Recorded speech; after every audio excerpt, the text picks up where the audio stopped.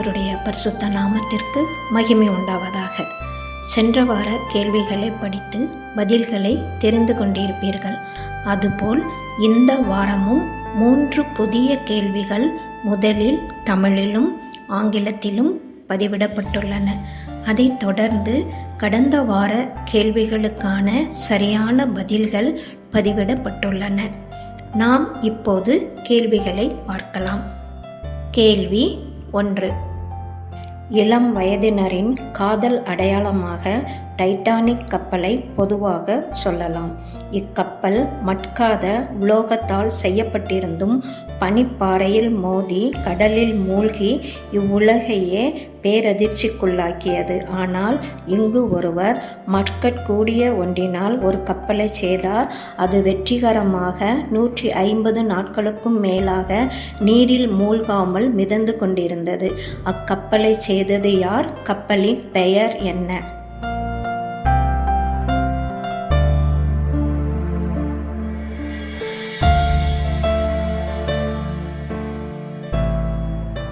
கேள்வி 2. பொதுவாக திருமண வீட்டிற்கு சென்றால் முதலில் மணமக்களைத்தான் பார்ப்பார்கள்.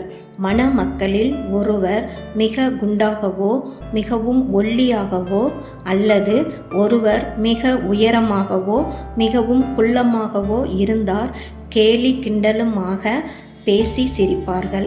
இதற்கு எதிர்மாறாக வேதாகமத்தில் போர்க்களத்தில் வீரர்கள் நேருக்கு நேர் மோதுவதற்கு தயாரான நிலையில் உருவத்தை கண்டு கேலி செய்து அசட்டை பண்ணி கொண்டனர். யார் அந்த வீரர்கள்? அவர்களில் வெற்றி பெற்றது யார்?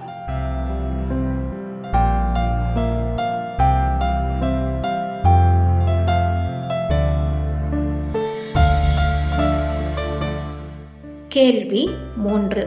பட்டு, பருத்தி ஆடை, லினன், வெல்வெட் போன்ற பல ரகமான துணி வகைகளை கொண்டு சுடிதார், குர்த்தி, காற்சட்டை, மேல் சட்டை என நமக்கு நாமே ஆடைகளை தைத்து அணிந்து கொள்கிறோம். அதுபோல முதலில் தனக்குத்தானே ஆடைகளை தைத்து அணிந்து கொண்டது யார்? என்ன ஆடை?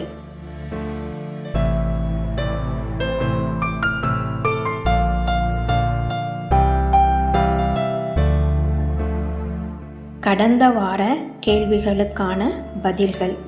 1.